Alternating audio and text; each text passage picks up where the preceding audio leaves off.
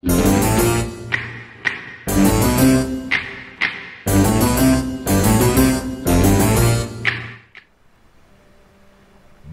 à tous et bonjour à toutes et bienvenue dans le port de Séticos, bienvenue à bord du Dunkerque. Alors aujourd'hui, cet épisode de considération stratégique va être axé sur les cuirassés et plus précisément sur les cuirassés français, mais avec une thématique un petit peu particulière. Dans certains cas, il peut vous arriver d'être obligé de...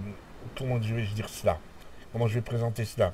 Euh, Vous êtes obligé de vous adapter aux circonstances. Les circonstances, ça peut être à la fois le type d'adversaire que vous avez en face de vous, ça peut être aussi le nombre d'adversaires que vous avez en face de vous, le mouvement, etc.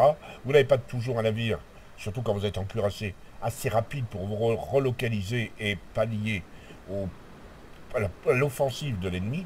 Donc, il faut vous adapter. Dans les deux batailles qu'on va voir, nous avons deux gameplays extrêmement différents, puisque ce sont deux cuirassés très différents. Je vais parler du Dunkerque, qui est un croiseur de bataille à la base. Il est rangé en tant que cuirassé dans Wargaming, et je milite, moi, pour qu'on crée, que Wargaming se décide à créer une catégorie croiseur de bataille, où il rangerait indifféremment les Kongu, les Dunkerque, les Oud, bien à part, et qui mettent des cuirassés à la place, et qu'il y ait deux catégories différentes. Mais le propos n'est pas là, on n'est pas là pour faire une polémique.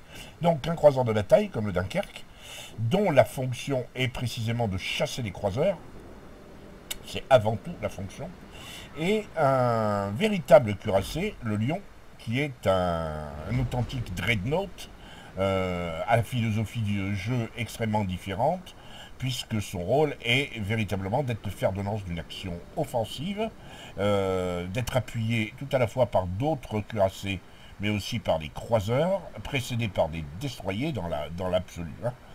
Dans les deux cas, nous sommes, de toute façon, c'est le Dunkerque et le Lion de cette vidéo vont agir de la même manière, c'est-à-dire qu'ils vont se transformer en chasseurs de croiseurs pour casser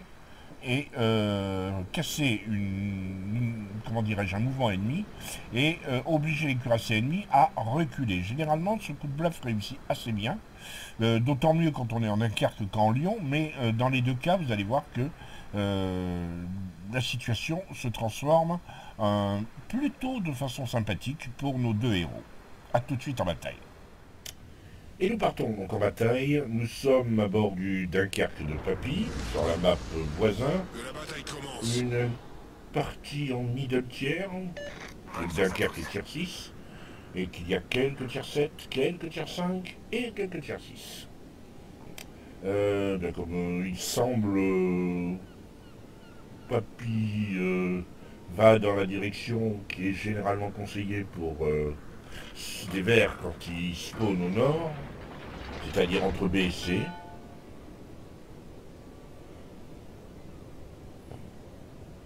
Un Dunkerque qui est déjà à 25 nœuds, 26 nœuds, une force d'accélération qui est assez énorme, et une vitesse généralement qui est assez bonne pour un cuirassé. C'est pas réellement un cuirassé, c'est un croiseur de bataille, mais ça reste...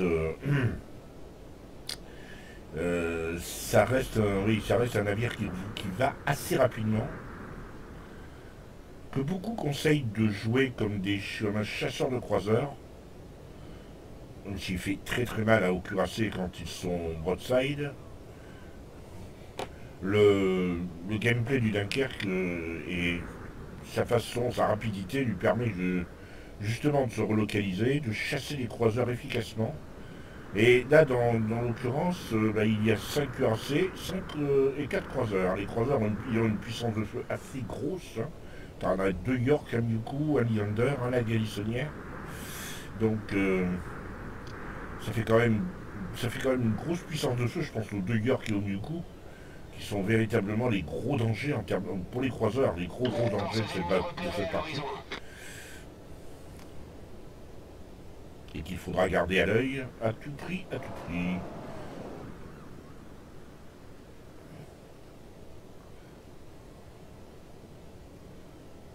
Ouais, galissonnière qui prend un assez gros risque en se mettant broadside, mais Papy n'a pas n'avait pas cédé à la tentation. Voyons maintenant à 16 km.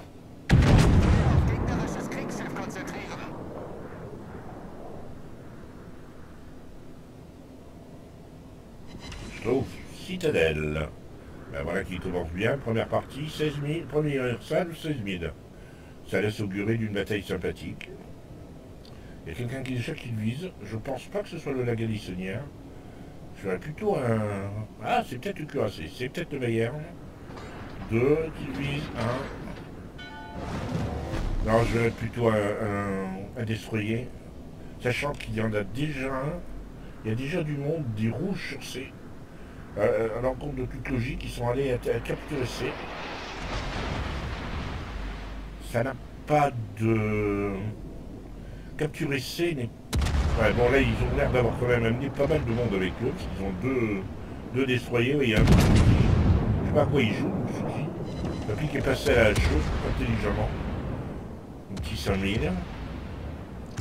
Ah non, les destroyers rouges font n'importe quoi. S'ils veulent que ce soit efficace, il va falloir qu'ils sortent beaucoup de monde à la torpille très vite. Et c'est pas, ils n'ont pas visé sur Papy, c'est dommage pour eux. C'est une erreur. Donc, voilà, Montsoukli, un au moins. Et B110, je vous annonce qu'il va disparaître, c'est évident. Voilà. Destroyer ennemi envoyé par le J'avais pas vu j'ai pas encore vu la game, je la découvre en même temps que vous. Mais voilà, là New York réalise que c'était pas très intelligent, le push. Maintenant, ils ont fait un push important, hein. Il y a carrément la moitié de la flotte là. Mais pour moi, c'est une erreur, une grosse erreur, quand les rouges, enfin, ceux qui spawnent au nord, poussent sur C, c'est une grosse erreur. J'ai rarement vu une victoire dans ces cas-là. Alors Papy est repassé à la paix parce que bon, il y a des croiseurs, il y a New York, il y a un Iron Duke, il y a New Mex. Ça fait quand même beaucoup de monde.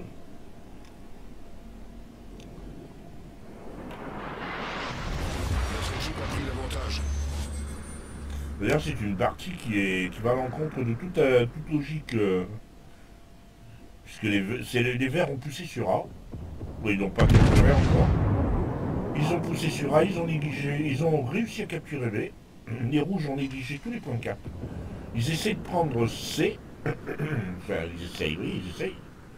Et ils ont perdu leurs 2 destroyers. Voilà pourquoi je vous dis et je répète que les rouges, enfin ceux qui spawnent au sud, ne doivent pas aller sur C, ça ne sert à rien. C'est voie l'échec. Généralement là l'équipe tourne en rond parce qu'elle ne sait pas quoi faire. C'est la meilleure preuve, hein. C'est la preuve en absurde. Joli shoot, très joli shoot sur le milieu coup. Ah, 3 overpen, 28 000. Enfin, 31 000 maintenant.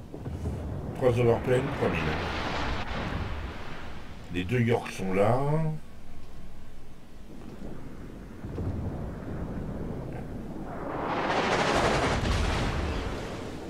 Intéressant. Le Dunkerque n'a pas tiré une seule fois sur les cuirassés encore.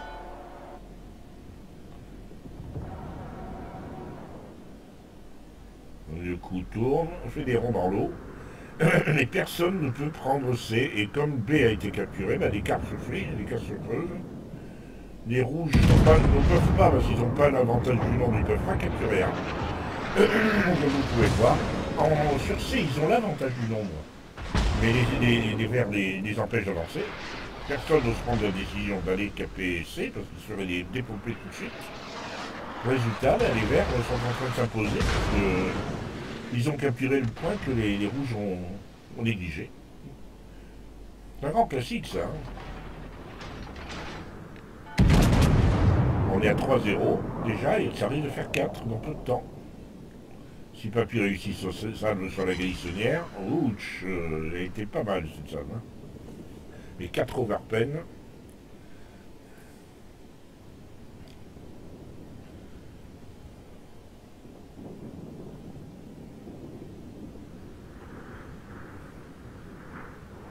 Là, évidemment, c'est pas du temps, mais on voit qu'il fait pratiquement, il a privilégié ses dégâts sur les croiseurs.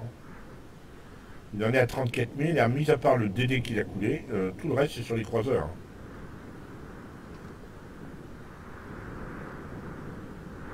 Ouais, il va aller les chercher à l'arrière, il va fermer le... il va fermer le verrou. C'est vrai que là, le Leander, peut-être... oui, ben, il arrive un peu tard, le Leander. Hein. Je sais pas ce qu'il va faire.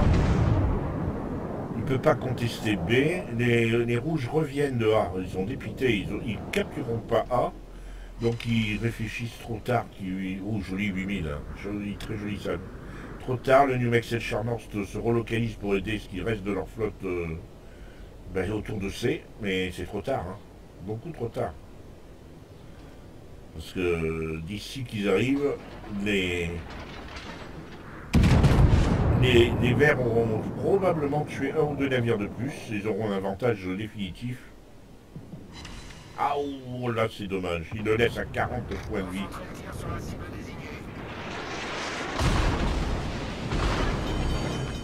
Ça c'est dommage. Il le laisse à 49 points de vie, la galissonnière.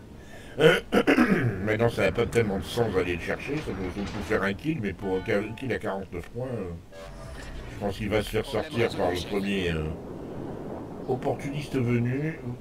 Ah, el Fubuki a sorti le Leander. Non, le Leander a sorti le Fubuki, pardon.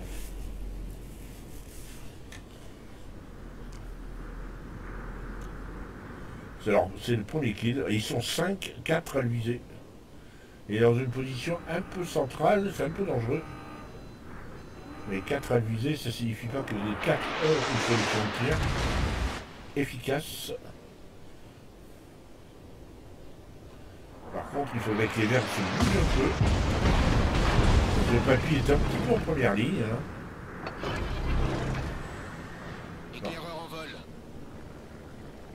Là, il tourne. Voilà, il a... Oh, oh, oh. Le Leander. 4 à le viser. Il a mis 4 overpen encore. Ils en sont réduits à faire des regardez ça. Deux croiseurs complètement low life qui l'attaquent. Ils en sont réduits à ça. Maintenant, ils n'ont pas le choix. Hein. Ils ne peuvent pas faire de...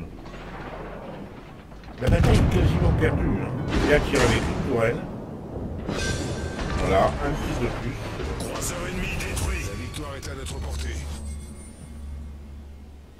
C'est vrai que l'idée était belle. Hein. Il s'en est pas fallu de beaucoup. Il aurait peut-être mieux valu faire l'inverse. Tirer d'abord sur la galissonnière avec une tourelle et l'autre, mais c'était ce qu'il fallait faire. Clairement, tirer sur les deux navires, une tourelle par navire. Clairement ce qu'il fallait faire. Et la galissonnière est sortie, et ça continue, le désastre. Ça, c'est les torpilles du Leander, je pense. Torpille à midi. Non, de la galissonnière. Il y en a une qui peut en toucher. Il y en a une qui va toucher papy.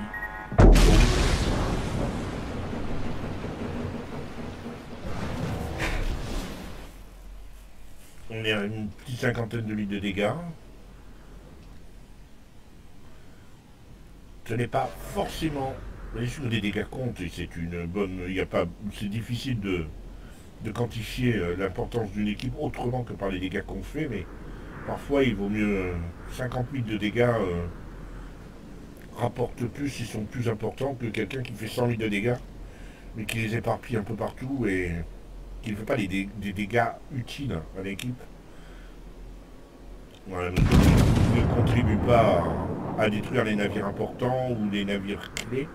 Là, comme vous pouvez le constater, il reste plus grand monde. Il reste 2 croiseurs et 4 cuirassés.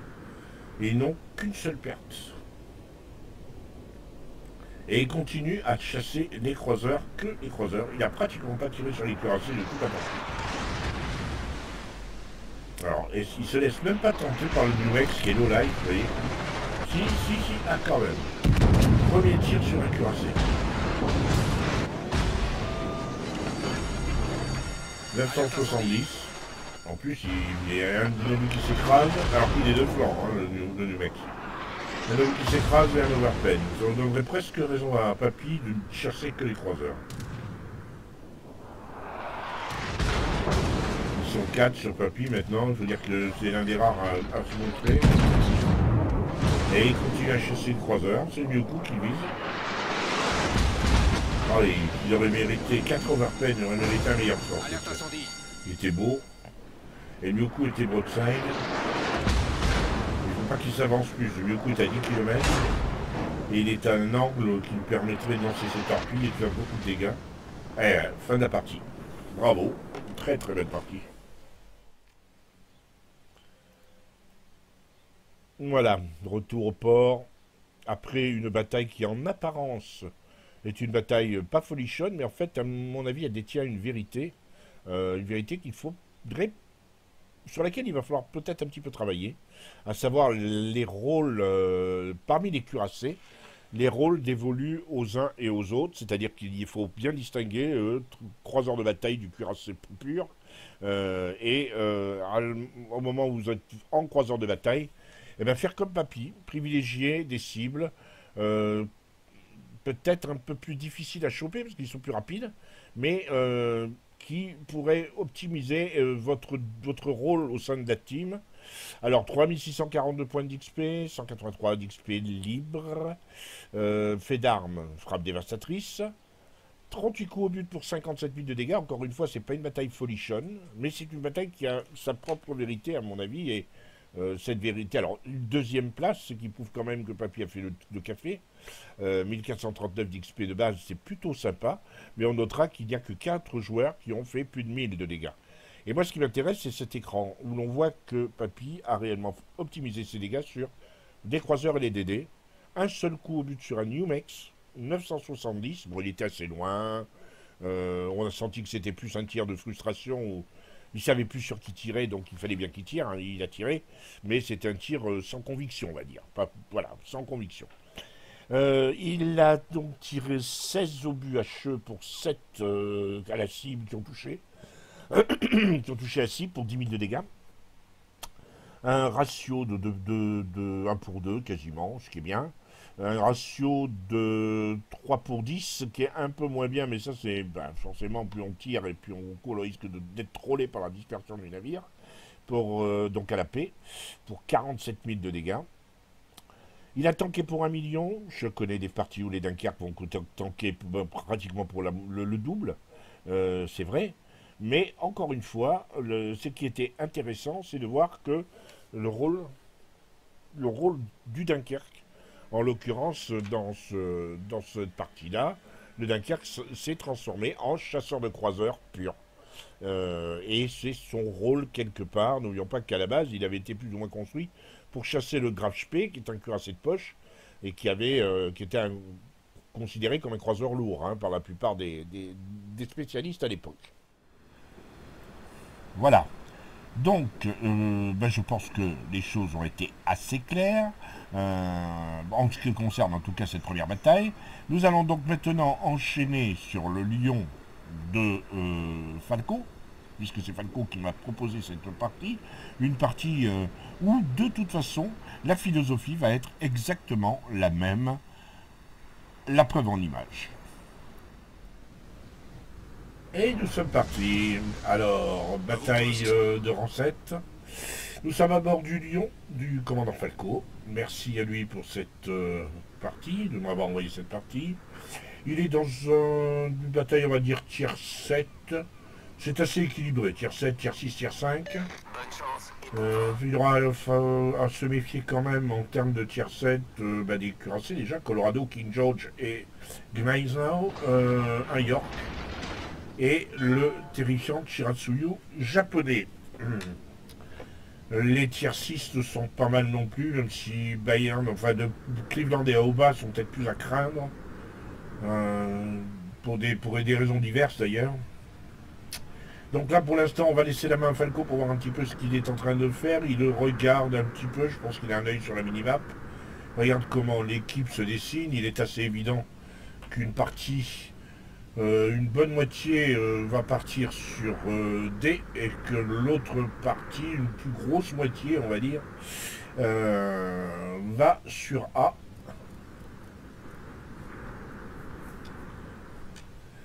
Et donc Falco décide de se mettre en ligne de bataille avec le Gneisenau, enfin une lointaine ligne de bataille. Il va être un petit peu gêné dans son mouvement par le Pensacola qui semble endormi, pas tout à fait dans la partie.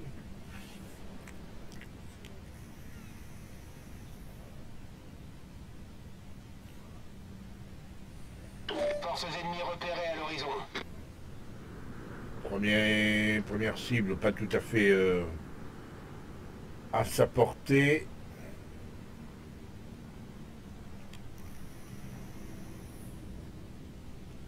Les deux caps ont été entamés, on va dire, un petit peu plus rapidement par les rouges que par ses alliés. Laoba n'est toujours pas, voilà, un coup de klaxon, parce que c'est lui qui pour réveiller le Pansa, je veux dire. Laoba lui s'en va, il ne pourra pas lui tirer dessus.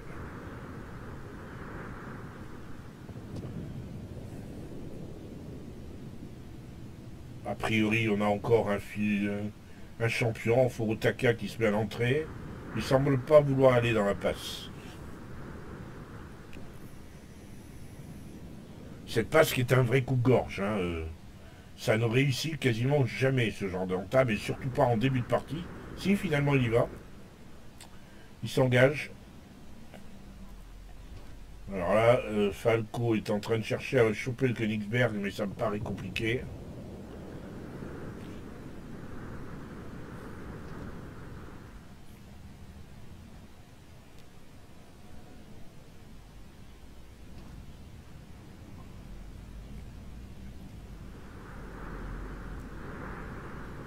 Pour l'instant, on prend ses marques.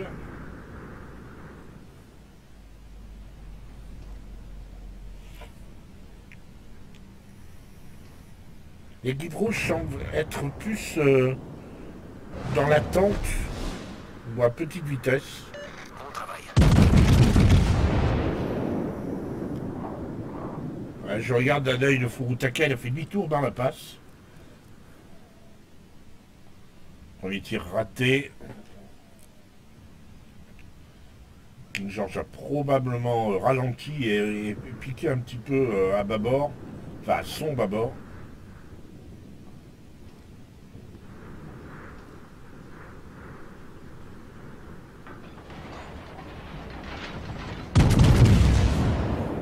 Ça c'est un coup qu'affectionne le Lion, enfin le Lion, pardon, le Lion. Voilà, le petit 2800. C'est un coup qu'il affectionne, hein, quand il peut tirer comme ça, même si l'ennemi est un poil anglais, il arrive à faire quelques dégâts quand même. Là, un Aoba qui ne devrait pas se mettre comme ça.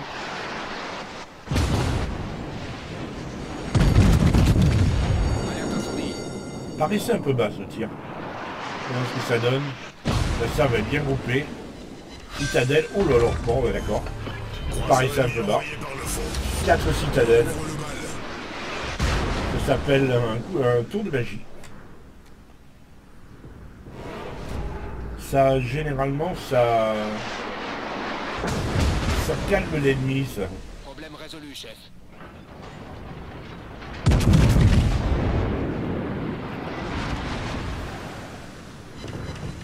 Et dans la foulée, un petit 7000 supplémentaire. Là voilà, 42 000 en 3 salles. 4 salles.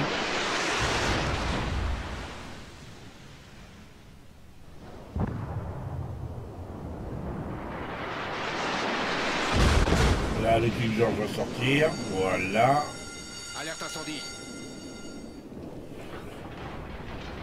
Attention quand même, le Colorado peut faire très mal.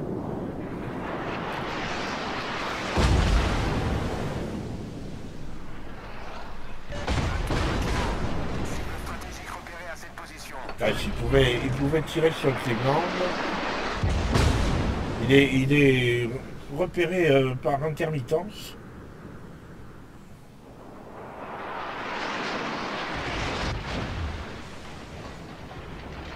C'est pas qu'il ait fait beaucoup de dégâts, c'est que il arrive parfois à en faire et mettre des incendies. Résultat,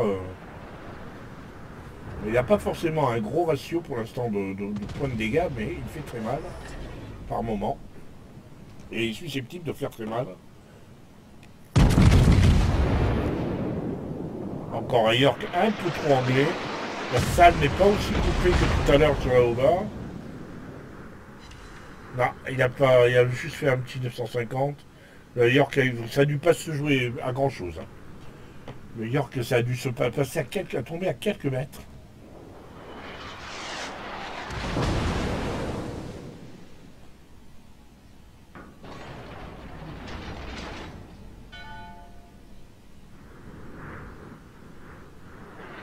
Ah, il a vu que le York allait arrêter son recul. Il retente le même coup. La salve est un tout petit peu plus groupée. La tête un peu en arrière. 2850 sur le York. Là, les Cleveland qui lui a fait si mal. Ouais. Pour l'instant, ceux qui ont KPD s'en tiennent et tiennent la distance, ça va, les rouges.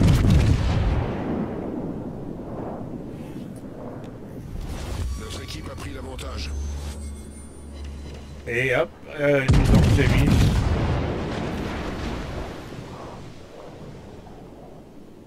Ça risque de faire un peu plus mal, ça. Non, 3000.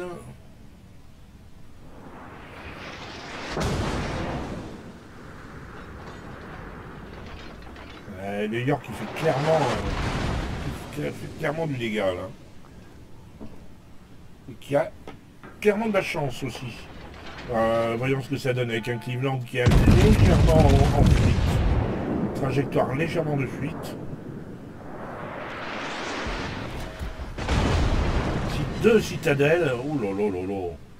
Voilà. Merci. Bonjour. On est à 6 citadelles et un Cleveland qui va avoir un petit peu de mal à éviter la frappe des vases à la prochaine salve. Ah, Falco a pris ses repères. Cette salve est bien. Et il ne le finit pas, décidément. Par contre, il remet des incendies.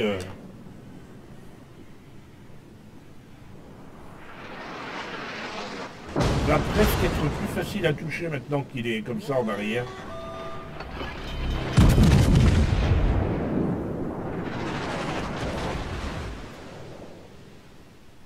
Attends, bien groupé encore. Et voilà. Croiseur ennemi envoyé par le fond. On est à 85 000 de dégâts. Ce qui fait qu'à partir de maintenant, il est à tiers fois 10 000 plus 15 000. Donc c'est une gamme réussie, clairement. Notre équipe a pris l'avantage. Mais le York continue à montrer son flanc.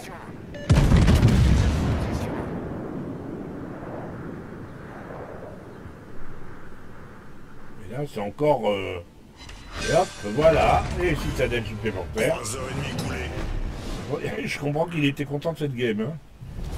Presque 104 dégâts quand même. Il n'a plus grand chose à faire. Le Colorado doit être à toute petite vitesse. Il se méfie du Suzuki. Ah, il est même en train de reculer. Il a un Gneisenau et un lion. Et un lion qui est vénère, quoi. Jolie salve encore. Bien groupé. Roule 5000, 3000 et 950. Voilà, un petit 10 000 quasiment. Il y a 102 000 de dégâts. Je voudrais reconnaître que l'ennemi a joué vraiment chacun sa partition et a été particulièrement complaisant sur ce coup-là.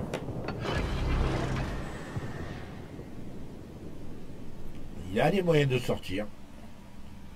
Ah, il faudrait qu'il ait toute son reload, je suppose. Et allez donc. Le Colorado qui ne le calcule absolument pas. Hein.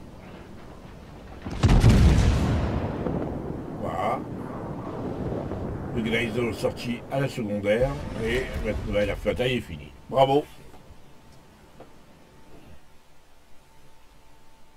Retour sur le port et retour sur Mont-Lyon, mais c'est bien les statistiques du Lion de Falco que l'on va voir maintenant. 2522 d'XP pour cette victoire, ça laisse supposer que c'était pas la première victoire qu'il avait fait. Frappe dévaste, premier sang, 7 citadelles, excusez du peu, 3 kills, 58 coups à la cible pour 106 800 de dégâts. C'est plutôt sympa, hein. Il finit assez nettement premier, avec 400 points d'avance sur un Duke of York. Ouais, il n'y a pas grand chose à dire, 1648 points d'XP de base, c'est excellent. En termes de dégâts, alors, en termes de dégâts, 31 900 sur la Oba, qu'il a effacé de la carte, voilà. Le Cleveland, c'est pareil, il lui a mis pas mal de châtaignes, 26 000 de dégâts.